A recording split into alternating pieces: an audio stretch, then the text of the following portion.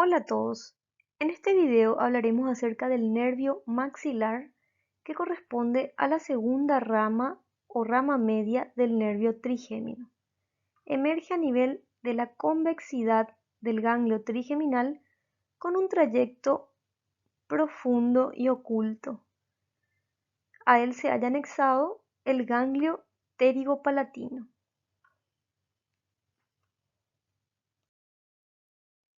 Teniendo en cuenta la anatomía funcional, podemos decir de que el nervio maxilar es un nervio exclusivamente sensitivo, ya que recoge la sensibilidad de las zonas más periféricas hacia el centro. Esas fibras viajan a través de sus ramas y se dirigen hacia los núcleos sensitivos del nervio trigémino. Su territorio de inervación corresponde a lo que está pintado en color verde. Se extiende a las cavidades nasales, los dientes superiores, es decir, los dientes del maxilar, el seno maxilar, la piel de las mejillas, una parte también de la nariz y también de la región temporociomática. Cabe recalcar también que sus fibras secretorias para la glándula lagrimal, que en realidad provienen del nervio facial, van a llegar hasta ahí a través del ganglio pterigopalatino. El origen del nervio maxilar es a nivel del borde convexo del ganglio trigeminal entre los nervios oftálmico y mandibular. Aquí en este esquema se puede observar a la raíz sensitiva del nervio trigémino y la raíz motora, recordando que la raíz sensitiva es la que se ensancha formando el ganglio trigeminal, que a su vez da tres ramas terminales sensitivas que van a recoger la sensibilidad desde afuera para adentro hacia los núcleos sensitivos. Teniendo en cuenta esto, podemos decir entonces que el borde convexo del ganglio trigeminal es en ese sector y ahí nace el nervio maxilar, que se va a ubicar entre el nervio oftálmico y el nervio mandibular. Desde su origen, vamos a describir el trayecto que realiza el nervio maxilar. Desde su origen, que es a nivel del borde convexo del ganglio trigeminal, se dirige hacia adelante y un poco hacia afuera hasta el agujero o foramen redondo. Sale del interior del cráneo a través de este foramen y llega a una zona, a una región que se denomina fosa pterigopalatina. Luego atraviesa esta fosa, que también se le puede llamar fosa pterigomaxilar, es decir, fosa pterigopalatina o fosa pterigomaxilar. Luego atraviesa y se dirige hacia la parte posterior de un canal que se va a llamar canal infraorbitario. Antes de llegar al canal infraorbitario atraviesa una fisura que se llama fisura orbitaria inferior, que es esta fisura que vemos acá.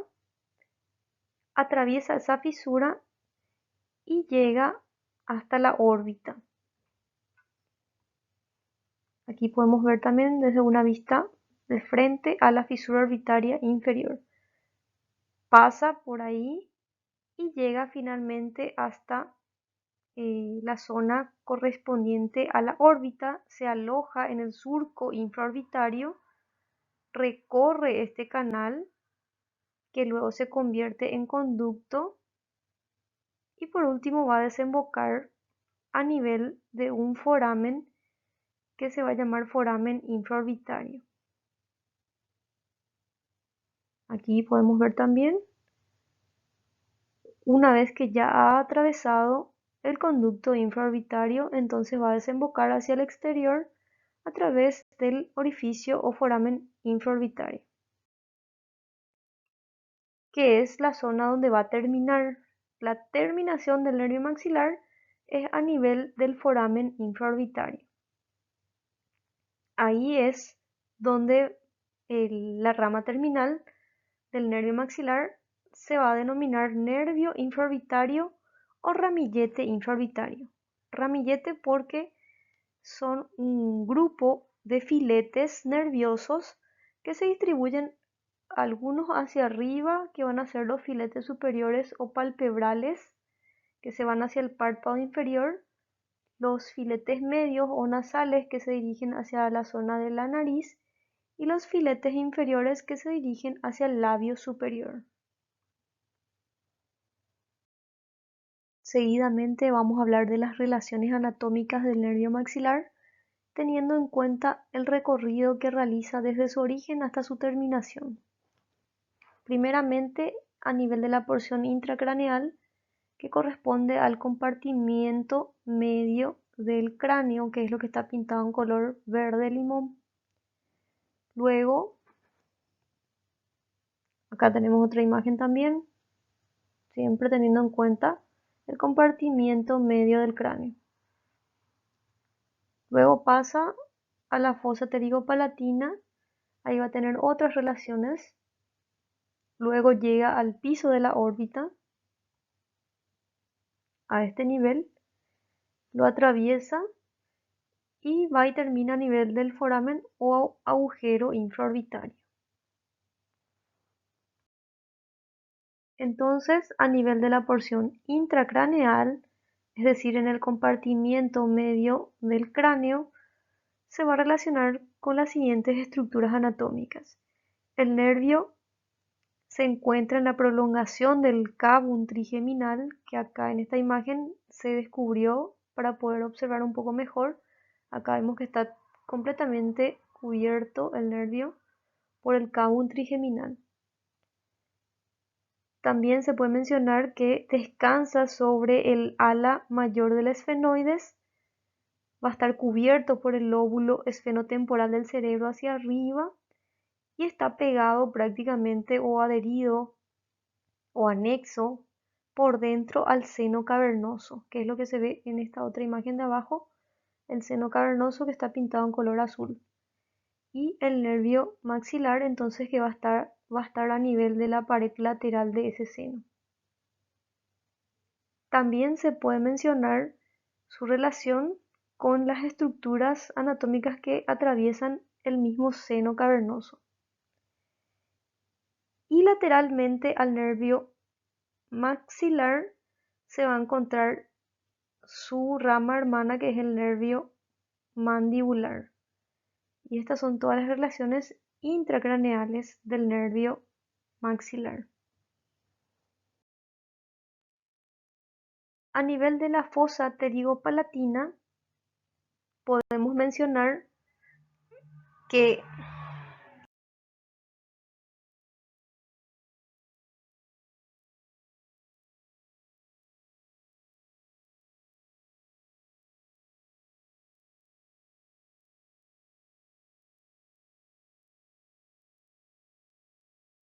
a nivel de la órbita, específicamente a nivel del piso de la órbita, el nervio maxilar va acompañado de la arteria infraorbitaria en su trayecto.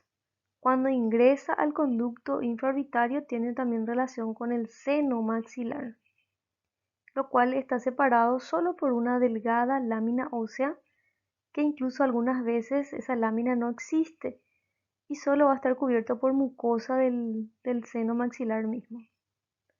Una vez que el nervio maxilar sale a través del foramen infraorbitario, dando su rama terminal a ese nivel, sería ya la zona terminal, entonces se va a estar relacionando con la piel y músculos cutáneos de esa zona. Es decir, el nervio se va a encontrar por debajo de la piel y de los músculos cutáneos. En cuanto a la distribución del nervio maxilar, este presenta ramas colaterales y terminales a medida que va haciendo su recorrido.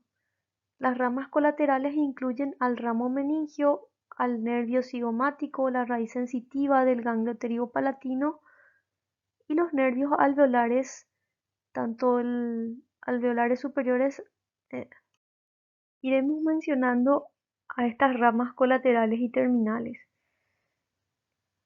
Primeramente le tenemos al ramo meningio, que es un ramo que se desprende del nervio maxilar antes de que éste atraviese el foramen o agujero redondo y se distribuye por la dura madre.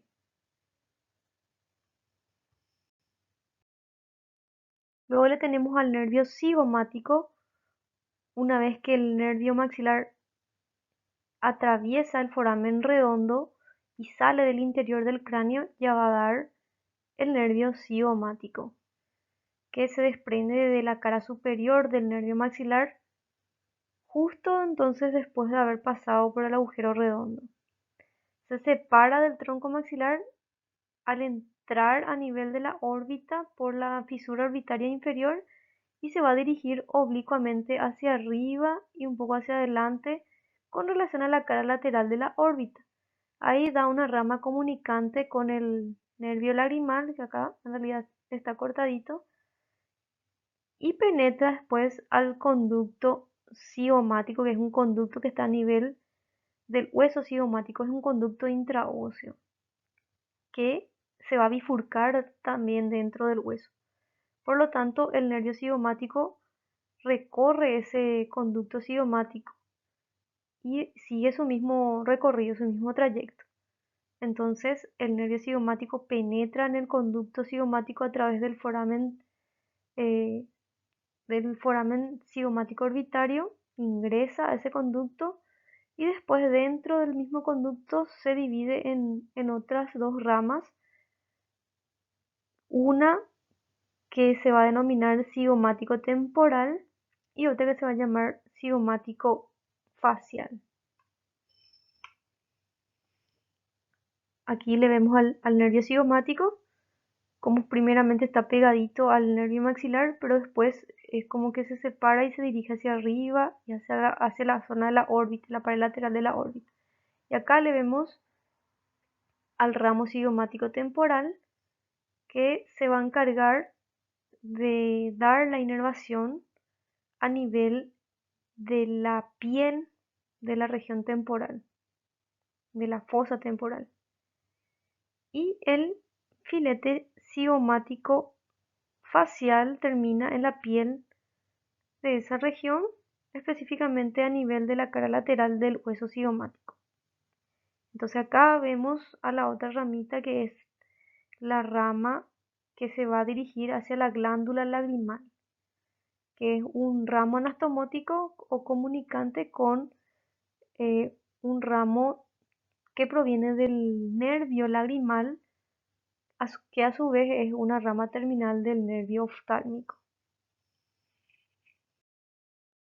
Por lo tanto, los ramos del nervio cigomático son la anastomosis, acá con el nervio lagrimal, el ramo cigomático temporal y el ramo cigomático facial.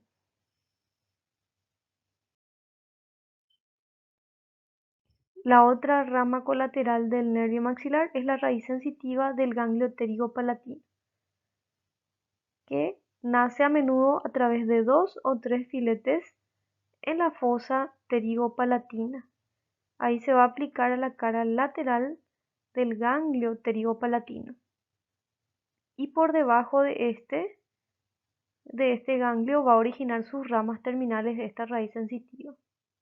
¿Cuáles son esas ramas terminales? Los nervios nasales posteriores superiores, el nervio nasopalatino, los nervios palatinos mayor y menor y el nervio faríngeo.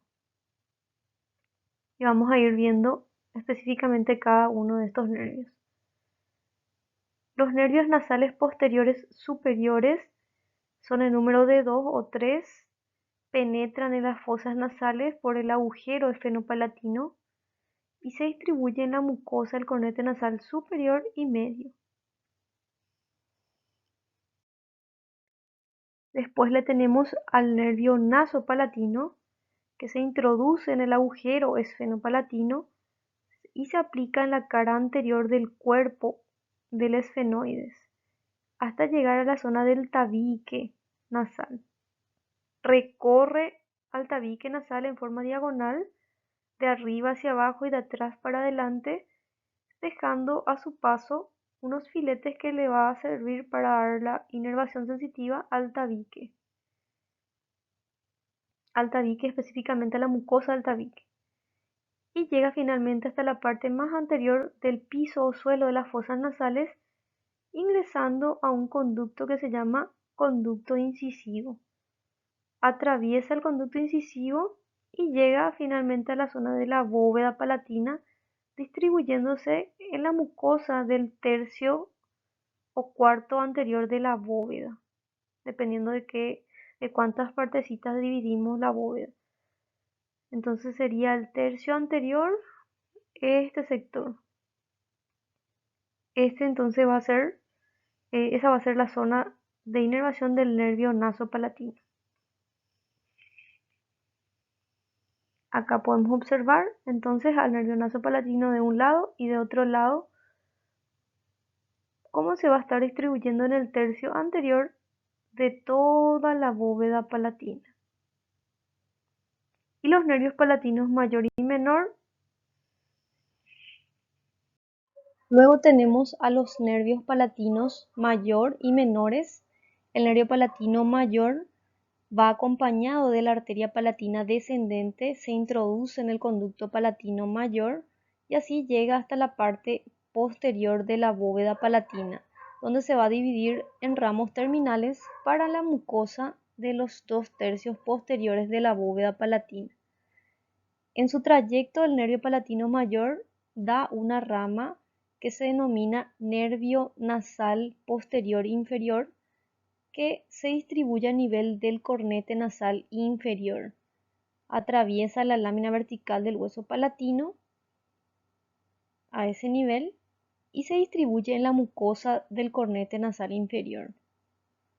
Recordando que el cornete nasal superior y medio reciben su inervación de parte de los nervios nasales posteriores superiores. Los nervios palatinos menores, por su parte, van pegados al nervio palatino mayor. Son en realidad número de 2, se dirigen hacia atrás y hacia abajo, penetran el conducto palatino menor hasta llegar a la parte más posterior de la bóveda palatina y se distribuye a nivel del velo del paladar, es decir, del paladar blando. Esa sería su zona de distribución. Aquí tenemos de vuelta una vista inferior de la bóveda palatina y vemos entonces a los nervios palatinos mayores de un lado y del otro lado cómo se distribuye en los 2/3 posteriores de la bóveda palatina. Y los nervios palatinos menores, acá vemos de un lado y del otro lado, que en realidad ya le corresponde la zona del velo del paladar, que es el paladar blando. Y por último le tenemos al nervio faríngeo, otra rama correspondiente a las ramas terminales de la raíz sensitiva del ganglio pterigopalatino. Este nervio faríngeo es un ramo que se va a dirigir hacia atrás atravesando el conducto pterigopalatino o palato-vaginal y se va a encargar de inervar a la mucosa faríngea a nivel específicamente de la nasofaringe. Continuando con las ramas colaterales del nervio maxilar, le tenemos al nervio alveolar superior posterior, que en número de 2 o 3 nacen antes de que el nervio maxilar se introduzca a la órbita. Se van a aplicar en la zona de la tuberosidad del maxilar y descienden hasta los agujeros alveolares posteriores superiores. Este nervio alveolar superior posterior da también algunos filetes gingivales que no van a ingresar por lo tanto al interior del hueso, sino que más bien se van a dirigir hacia la zona de la mucosa vestibular, específicamente de los dientes posteriores superiores, molares y premolares, para dar entonces la inervación a la encía de esa zona. Los que sí ingresan al interior del hueso a través de los forámenes alveolares superiores posteriores son los filetes alveolares que se van a distribuir a nivel de los molares superiores, tercer molar, segundo molar y primer molar, excepto en la raíz mesiovestibular del primer molar superior. Y también va a tener unos filetes mucosos para la mucosa del seno maxilar y filetes óseos para el hueso maxilar mismo, para el propio hueso maxilar. Entonces, los filetes gingivales del nervio alveolar superior posterior se encargan de darle la inervación a la encía y la mucosa vestibular correspondiente a los dientes posteriores superiores, es decir, a la encía de ese sector de los dientes. Luego tenemos también a una rama que se llama nervio alveolar superior medio, que en realidad es una rama inconstante. Eso quiere decir que puede que esté presente o puede ser que no esté presente en los individuos. En caso de que sí esté presente, entonces este nervio nace a nivel del nervio maxilar también, específicamente a nivel del surco infraorbitario, desciende desde allí a nivel del espesor de la pared anterolateral del seno maxilar hasta la parte media del plexo dentario superior, más o menos. Como este nervio es inconstante, eh, a veces incluso se confunde con la parte de los ramos más elevados de los alveolares superiores posteriores. Pero básicamente este nervio se va a encargar de darle la inervación a la raíz mesiovestibular del primer molar superior y a los premolares superiores, el primero y el segundo premolares superiores, en caso de que esté presente. Aquí vemos de vuelta al nervio alveolar superior medio. En caso de que este nervio no esté presente en boca, entonces los premolares superiores y la raíz mesiovestibular del primer molar superior van a recibir su inervación del plexo dentario superior, que es una red nerviosa formada por la anastomosis o la unión de los nervios alveolares superiores posteriores con los nervios alveolares superiores anteriores. Es decir, el nervio alveolar superior anterior se une con los nervios alveolares superiores posteriores para formar el plexo dentario superior. Y entonces, en caso de que el nervio alveolar superior medio no esté presente, ese plexo dentario superior va a enviar las ramitas encargadas de la inervación de los premolares superiores, primero, segundo, y también la raíz mesiovestibular del primer molar superior.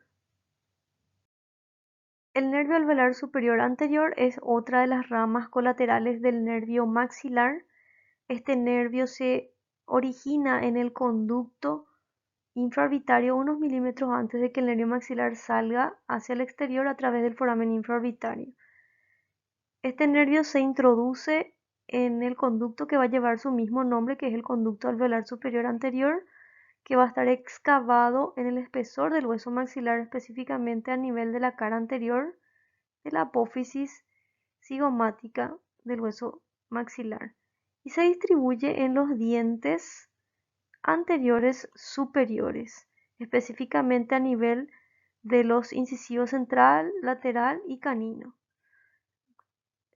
Y específicamente también se va a distribuir a nivel de sus ligamentos periodontales y sus alveolos. Finalmente, el nervio maxilar va a dar su rama terminal, que es el nervio infraorbitario, llamado también ramillete infraorbitario, debido a que una vez que el nervio maxilar sale hacia el exterior a través del foramen infraorbitario, da una serie de filetes que se van a distribuir algunos hacia arriba, correspondientes a los filetes ascendentes o las ramas palpebrales inferiores que se distribuyen en la mucosa y la piel del párpado inferior, las ramas mediales o nasales para la piel del ala de la nariz y el vestíbulo de las fosas nasales, y las ramas descendentes o labiales para la piel del labio superior y también para la encía vestibular superior anterior.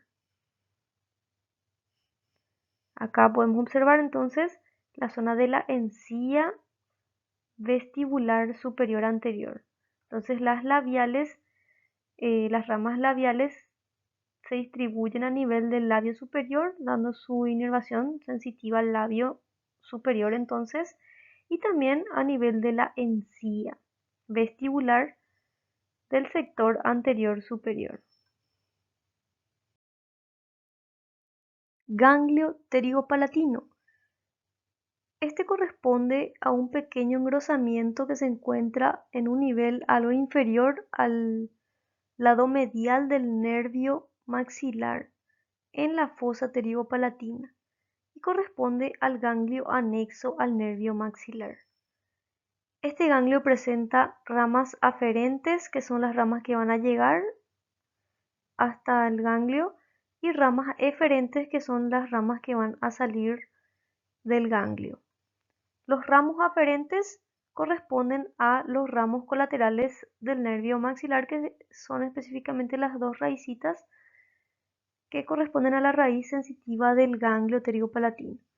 Y también hay un nervio que se llama nervio pterigoideo. Es un nervio aferente también al ganglio pterigopalatino. Y los ramos eferentes son los que van a salir del ganglio, a partir del ganglio. Específicamente corresponden a las ramas terminales de la raíz sensitiva del ganglio pterigopalatino. Por ejemplo, los nervios nasales posteriores superiores, los nervios palatinos mayores y menores y el nervio faríngeo.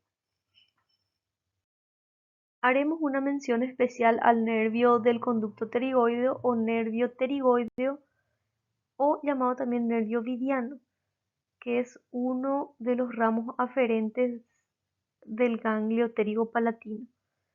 Este nervio es un nervio compuesto, ya que va a estar constituido o formado por la reunión de los siguientes nervios, que son el nervio petroso superficial mayor o nervio petroso mayor simplemente proveniente del nervio facial, el nervio petroso profundo mayor o llamado simplemente nervio petroso profundo pero proveniente del glosofaringio, y una ramita que se va a llamar ramo carotidio, que es un ramo neurovegetativo proveniente del plexo carotidio que rodea la arteria carótida interna.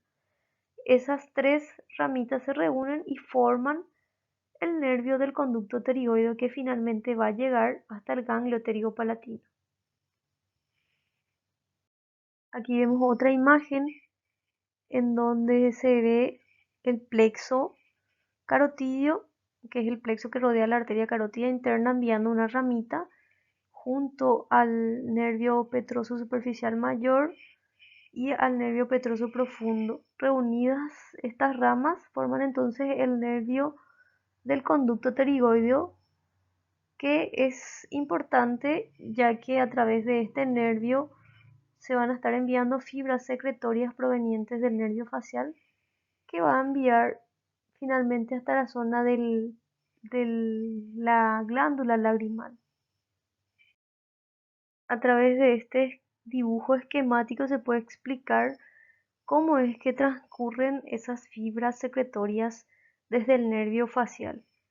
El nervio facial tiene un núcleo que se llama núcleo lagrimal, que es el que se va a encargar de enviar las fibras secretorias que se van a dirigir a través del nervio petroso mayor, que es justamente una de las ramas colaterales del nervio facial, que es el que se va a reunir con el nervio petroso profundo mayor proveniente del glosofaringeo y la ramita proveniente del plexo carotídeo para formar finalmente el nervio del conducto pterigoideo, que es el que va a llegar hasta el ganglio pterigopalatino.